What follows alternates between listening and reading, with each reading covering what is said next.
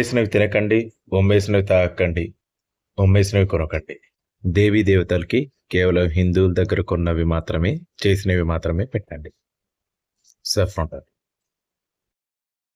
Welcome to saffron turtle channel. ఈ వీడియోని like చేయండి, షేర్ చేయండి, ఈ ఛానల్ని సబ్స్క్రైబ్ చేయండి. మరిన్ని అప్డేట్స్ కోసం ఆ బెల్ ఐకాన్ని ఒత్తండి. అలాగే మీ అభిప్రాయాన్ని కూడా ఖచ్చితంగా కామెంట్స్లో రాయండి. Thank you. Saffron turtle. భారత్లో జరిగిన 30th నవంబర్ నుంచి 6th డిసెంబర్ వరకు కొన్ని అప్డేట్స్ నేర్చుకుందామండి. యాక్చువల్గా ముందే పెట్టాల్సిన వీడియో చాలా లేట్ అయింది, సారీ. సుఖ్బీర్ సింగ్ బాదల్, ఒకప్పటి మన పంజాబ్ చీఫ్ మినిస్టర్ మీద ఒక అటాక్ జరిగింది, అది కూడా గోల్డెన్ టెంపుల్లో. అకాల్ తఖ్త్ ఆయన యొక్క పీరియడ్లో జరిగిన కొన్ని అవకతవకలకి సిక్కిజం మీద ఆయన పరోక్షంగా చేసిన దాడిలాగా చూసి ఆయనకి కొన్ని శిక్షల్ని విధించింది. ఆ శిక్షల్ని ప్రొఫరేట్ చేస్తూ కారణంగా అక్కడ ఆయన మీద ఒక అటాక్ జరిగింది. అటాక్ చేసిన వాళ్ళు నరైన్ సింగ్ చౌరా, ఆయన ఒక ఖాలిస్తానీ మిలిటెంట్గా గుర్తించారు. ఇండియన్స్ని గినిపిగ్స్ లాగా వాడచ్చు అనేటట్టుగా బిల్ గేట్స్ ఒక కామెంట్ చేశాడు. ఇండియాని ఒక ల్యాబొరేటరీగా చూస్తున్నారు. యుఎస్ బేస్డ్ సయ్యద్ షూజా అనే ఒక ఆయన మన ఈవీఎంలని హ్యాక్ చేయొచ్చు అని ఆయన ఫాల్స్ క్లెయిమ్స్ చేశాడు. ఆయన ఒకప్పుడు లెఫ్టిస్ట్ భావజాలం కలిగిన వాడు. ఆయన కాంగ్రెస్ యొక్క తీవ్రమైన సపోర్టర్. ట్రంప్ బ్రిక్స్ని ఖచ్చితంగా నిరోధిస్తాము, బ్రిక్స్ యొక్క ట్రేడ్స్ అన్నిటినీ 100%కి మేము పెంచుతాము, వాటి టారిఫ్స్ని, ముఖ్యంగా చైనా మీద. ఒకవేళ గనక డాలర్ని డిచ్ చేస్తే, అంటే డాలర్ని వదిలేసే ప్రయత్నాలు చేస్తే గనక మేము చేస్తాము బ్రిక్స్ కమ్యూనిటీ మీద అని ఒక హెచ్చరిక జారీ చేశాడు. అయితే ఇందులో ఏంటి అని అంటే, అతను ఇండియా వైపు కానీ చైనా వైపు కానీ ఉండాలి. ఎందుకంటే మనకి ఇక్కడ తయారయ్యే వస్తువులు కంటే కూడా అక్కడ లేబర్ కాస్ట్ చాలా ఎక్కువ. కాబట్టి అతను ఒకవేళ గనక చైనాని వద్దనుకుంటే, ఇండియాకి ఆ ప్రొడక్షన్ పవర్ ఉంది కాబట్టి ఇండియా వైపు మొగ్గు చూపాల్సిందే. ఒకే టైంలో ఇద్దరినీ అవాయిడ్ చేయలేడు. వాళ్ళ స్మాల్ ఆర్మ్స్ ఇండస్ట్రీ కూడా about some percentage which is not negligible, ఆ పర్సంటేజ్లో ఉన్న స్మాల్ ఆర్మ్స్ని కూడా వాటికి కావాల్సిన ముడి సరుకులు మన దగ్గర నుంచి పంపిస్తున్నాం. కాబట్టి రాజస్థాన్ క్యాబినెట్ ఒక హర్షణీయమైన బిల్లుని తీసుకుని వచ్చింది, యాంటీ కన్వర్షన్ బిల్.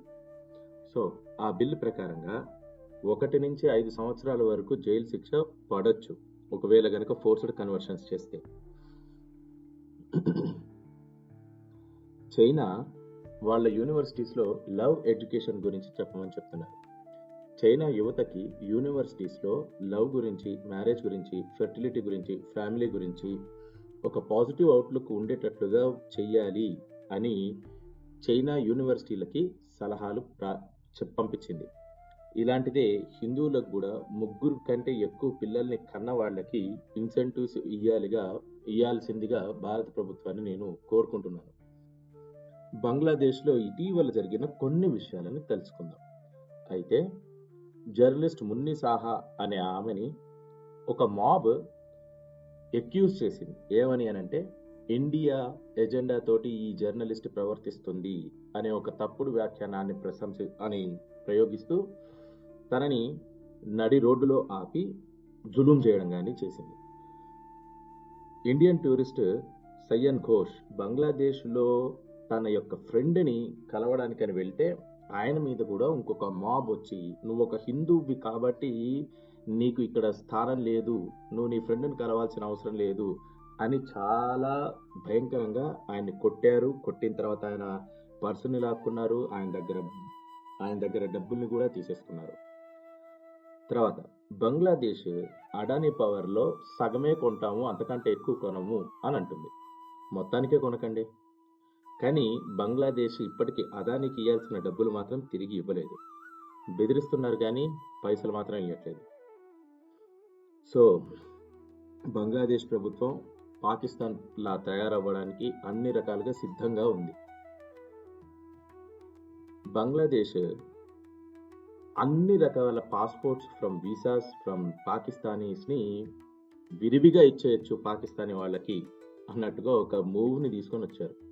పాకిస్తానీ ఆరిజిన్లో ఉన్న ఏ సిటిజన్కైనా కానీ బంగ్లాదేశ్లో ఒకవేళ కనుక ఏదైనా మిషన్ చేయాల్సి వస్తే వాళ్ళకి ఫ్రీ పాస్పోర్ట్స్ ఇచ్చేస్తున్నాం, ఫ్రీ వీసాస్ ఇచ్చేస్తున్నామని చెప్తున్నారు. Very good. హసీనా మొహమ్మద్ యూనిస్ని మైనారిటీస్లో ముఖ్యంగా హిందువుల్ని ఊచకోత కోస్తున్నందుకు హసీనా యూనిస్ని మాత్రమే టార్గెట్ చేసి మాట్లాడుతుంది. అందులో నిజం లేకపోలేదు. మరింత మంది డాక్టర్స్ వెస్ట్ బెంగాల్కి చెందిన డాక్టర్స్, సిల్గురి ఈఎన్టీ స్పెషలిస్ట్ ముఖ్యంగా వాళ్ళు ఎవరైతే గనక మన ఇండియన్ ఫ్లాగ్కి దండం పెడతారో వాళ్ళకి మాత్రమే మేము వైద్యం చేస్తాం, మిగిలిన వాళ్ళకి వైద్యం చెయ్యము అని వెస్ట్ బెంగాల్ డాక్టర్స్ అంటున్నారు. అందులో ఇంకొక డాక్టర్ పేరు చంద్రకాంత్ అధికారి, ఒక పీడియాట్రిషియన్. వీళ్ళందరూ హిందూ పేర్లే ఉన్నాయి కానీ ఏ ఒక్కరు కూడా ముస్లిం పేర్లు ఉన్న డాక్టర్లు లేరు. ఏది బంగ్లాదేశ్ వాళ్ళని మా ఇండియన్ ఫ్లాగ్కి దండం పెడితే తప్ప మేము మీకు చికిత్స చేయమనే దాంట్లో ముస్లింలు మాత్రం లేరు, ముస్లిం డాక్టర్లు లేరు. కొంచెం శోచనీయమైన అంశం. బీహార్లో గుడ్ల వ్యాపారి కొడుకు జడ్జిగా పాస్ అయ్యాడు. ఇది ఇంత మంచి డెవలప్మెంట్ జరుగుతున్నాయి. అతను కేవలం యూట్యూబ్లో క్లాసెస్ వింటున్నాడు. విని ఆయన జడ్జి అవ్వగలిగాడు అంటే భారత ప్రభుత్వంలో ఇలాంటివి సాధ్యం.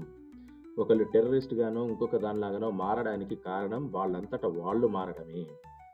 రిలీజియస్ కారణాలు మాత్రమే ఉన్నాయి కానీ ఎకనామిక్ కారణాలు కావు అని స్పష్టంగా తెలిపోతుంది. పార్లమెంట్ కాన్స్టిట్యూషన్లో డిబేట్ జరగాలని చెప్పి రాజ్యసభలో, ఆ తర్వాత లోక్సభలో డిసెంబర్ 13th to 14th ఎప్పుడైతే ఇది రికార్డ్ చేస్తున్నామో ఆల్రెడీ జరిగిపోయింది. ఆ తర్వాత 16th to 17th ఈ రాజ్యసభలో ఈ డిబేట్స్ని నిర్వహించాలని అనుకుంటున్నారు. సమాజ్వాదీ పార్టీ సంభల్ వైలెన్స్ గురించి మాట్లాడదామని అనుకుంటుంది. కాంగ్రెస్ ఎలాగనే అదాని గ్రూప్ గురించి మాట్లాడదామని చెప్పేసి అనుకుంటున్నారు. కాంగ్రెస్కి ఇప్పటికైనా కానీ ఆ అదాని గ్రూప్ వల్ల వచ్చేది ఏమీ లేదు, అంటే ఆ డిబేట్లు చేయడం వల్ల వచ్చేది ఏమీ లేదు అని గుర్తుపెట్టుకోవాలి. నెక్స్ట్, కేజ్రీవాల్ ఎవరితోటి కూడా అలయన్స్ని మేము చేసుకోము అని అంటున్నారు. అంటే కాంగ్రెస్లో కూడా చేసుకోరట. దేవేంద్ర ఫడ్నవీస్ ప్రస్తుతానికి చీఫ్ మినిస్టర్గా ఆయన ప్రమాణ స్వీకారం చేశారు. అంతకంటే ముందు ఏకనాథ్ షిండే చాలానే డ్రామా ఆడారండి. ఆయన జబ్బున పడ్డారు, వాళ్ళ ఊరికి వెళ్ళారు, ఆ తర్వాత ఒక డాక్టర్ దగ్గరని కలిశారు, తర్వాత మళ్ళీ వచ్చారు. దీనికి అంతటికీ కారణం ఏంటి అని అంటే షిండేకి డిప్యూటీ సీఎం అయినా కావాలి తన కొడుకు కోసం, లేకుంటే ఒక హోమ్ మినిస్ట్రీ అయినా కావాలి అనే గట్టి నెపం మీద ఉన్నాడు ఏకనాథ్ షిండే. కానీ చివరికి ఆ రెండు పప్పులు ఉడకలేదు. నరేష్ బాల్యన్ ఎక్స్టార్షన్ కేసులో ఎవరైతే అరెస్ట్ అయ్యారో ఆప్ ఎమ్మెల్యే ఆయన తిరిగి మళ్ళీ బెయిల్ తీసుకొని బయటకు వెళ్ళారు. వీళ్ళకి బెయిల్ ఇవ్వడంలో మన కోర్టులు చాలా అత్యుత్సాహం చూపిస్తున్నాయి అని నా అభిప్రాయం. నగ్మా హెప్తుల్లా తన యొక్క ఆటోబయోగ్రఫీలో in the pursuit of democracy beyond party lines అనే బుక్లో సోనియా గాంధీని కలిసేటప్పుడు ఆమె 1 గంట వరకు వెయిట్ చేశాను. ఎందుకు అనంటే సోనియా గాంధీ చాలా బిజీగా ఉన్నారట ఫోన్లో మాట్లాడుతూ. కానీ అటల్ బిహారీ వాజ్పేయి గారు ఎప్పుడైతే గనక ప్రైమ్ మినిస్టర్గా వ్యవహరిస్తున్నారో ఆ టైంలో కూడా వెంటనే రెస్పాండ్ అయ్యి తమని అంటే నగ్మా హెప్తుల్లా గారిని వెంటనే కలవడం జరిగింది. అంటే చూడండి, అలా వెయిట్ చేయించుకోవడం ఇవన్నీ చెంచాల లక్షణం అండి. ఇదే రకమైన ట్రీట్మెంట్ ఒకప్పుడు హిమంత బిస్వ శర్మకి కూడా జరిగింది. అప్పుడు ఆయన ఈ చెంచాగిరి నేను తట్టుకోలేను అని చెప్పేసి బయటకు వచ్చేశారు. చాలా మంది ప్రముఖులు రాహుల్ గాంధీ యొక్క వైఖరి నచ్చక కూడా చాలా మంది బయటకు వచ్చేసినట్టు ఇటీవలగా మనకు తెలుసు. అదానీ గురించి మాట్లాడడానికి ఇండీ బ్లాక్ లో టీఎంసీ ఒప్పుకోలేదు. ఆ తర్వాత అపోజిషన్ మీట్ ఏదైతే ఉందో ఆ అపోజిషన్ మీట్కి కూడా తను హాజరు కాలేదు, అంటే టీఎంసీ వాళ్ళు హాజరు కాలేదు. ఇండీ బ్లాక్ ఎంపీస్ అందరూ ఆ తదుపరి రోజున పార్లమెంట్ కాంప్లెక్స్ లో అదానీ ఇష్యూ మీద ప్రొటెస్ట్ చేశారు. రకరకాల వింత చేష్టలు చేశారు. ఒకళ్ళు మాస్కులు వేసుకోవడం, ఇంకొకళ్ళు మాట్లాడడం, ఇంకొకళ్ళు టీ షర్ట్లు పంచడం, ఆ తర్వాత రోజున బ్యాగులు మార్చుకోవడం, ఆ బ్యాగుల మీద మోడీ అదని మోడాని అని. అలానే బీజేపీ వాళ్ళు కూడా గాంధీ సోరోస్ గాండోస్ అని చాలా వింత పేర్లు పెట్టారు. గాండోస్ అనేది మాత్రం కొంచెం మీరేం చెప్పాలి ఇక, రైట్. సో మన రేణుకా చౌదరి గారు ఎంపీ మోహన్ భాగవత్ గారు 3 చిల్డ్రన్ అడ్వైజ్ ఎవరైతే ఇస్తున్నారో, హిందువులు 3 పిల్లల్ని కనాలి అని అడ్వైజ్ ఇస్తుంటే కాంగ్రెస్ ఎంపీ గారు మన రేణుకా చౌదరి గారు ఏమంటున్నారంటే, వీళ్ళు ఏమైనా కుందేళ్ళ అంతగానం కనడానికి అని అంటున్నారు. సరే, మరి ముస్లిం విషయంలో మీరేమన్నా కుందేళ్ళ ఇలాగంటున్నారని ఎప్పుడైనా అన్నారా? మరి ఇందిరాగాంధీ గారు ఒకప్పుడు బలవంతంగా హిందువులకి, కొంతమంది పిల్లలు పుట్టని హిందువులకు కూడా వ్యాసక్టమీలు చేయించారు. దాని గురించి ఎప్పుడైనా మాట్లాడారా? ఇప్పుడు మిగిలిన వాళ్ళు 3 పిల్లల్ని కంటే ఏంటి తప్పు? మిగిలిన వాళ్ళు మాత్రం వందల మంది పిల్లల్ని కనొచ్చు, వాళ్ళని కుందేళ్ళు అనరా? అప్పుడు ఇలాంటి ప్రమోషన్స్ రిలీజియన్ బేస్డ్గా హిందూ వర్గాన్ని టార్గెట్ చేసినప్పుడు అప్పుడు మాట్లాడలేదా? అప్పుడు మీరు నోళ్ళన్నీ ఎందుకు మూసుకుపోయాయి? నోళ్లలో ఏం పెట్టుకున్నారు? జుడిషియల్ ప్యానెల్ మెంబర్స్ సంబాల్కి వెళ్తున్నప్పుడు అక్కడ జరిగిన గొడవల కారణంగా అఖిలేష్ యాదవ్ ఏమంటున్నారంటే, మీరు రెండోసారి సర్వేని సంబల్ మాస్క్లో ఎందుకు జరుపుకోవాలనుకుంటున్నారు? మళ్ళా గొడవలు కావాలా అని అడుగుతున్నాడు. గొడవలు ఎవరు చేస్తున్నారు అనే ప్రశ్న కూడా అడగచ్చుగా. గొడవలు చేస్తుంది ఎవరు? రాళ్ళు విసురుతుంది ఎవరు? అది కూడా సర్కార్ జాబ్ చేస్తుంటే, అంటే అది కూడా గవర్నమెంట్ సర్వెంట్స్ మీద, అంటే సర్వేలు కూడా చెయ్యనియరు అని అర్థం. ఇలాంటి అఖిలేష్ యాదవ్ గారు ముందే చెప్పేసుకోవాలి, మేము ముస్లింల మండి, మేము హిందూ హేటర్స్ మండి అని కూడా చెప్పేసుకుంటే చాలా మంచిది. ఉదయ్ ప్రతాప్ కాలేజ్ దగ్గర ఒక మజార్ని చూపించి, ఈ క్యాంపస్ వక్ఫ్ సున్నీ సెంట్రల్ వక్ఫ్ బోర్డు ఇదిగో ఇక్కడ ఉన్నది, మేము చేస్తాము, మేము మాది, ఈ ల్యాండ్ మాది అని ఉదయ్ ప్రతాప్ కాలేజ్లో డిక్లేర్ చేసింది. ఆ తర్వాత వీళ్ళందరూ అక్కడికి వెళ్ళి హనుమాన్ చాలీసా చదవంగానే దయ్యాలు పారిపోయినట్టు ఆ వక్ఫ్ ల్యాండ్ మీద మాకు ఎలాంటి క్లెయిమ్ లేదు, మేము వెళ్ళిపోతున్నాము అని వక్ఫ్ ల్యాండ్ అది క్లెయిమ్ని క్యాన్సిల్ చేసుకున్నది. అది 2021లోనే క్యాన్సిల్ చేసుకుంది అని చెప్పేసి వాళ్ళే బోర్డులో తీర్పిచ్చారు. మరి కరెంట్గా అక్కడ నమాజ్ ఎందుకు చదువుతున్నారు?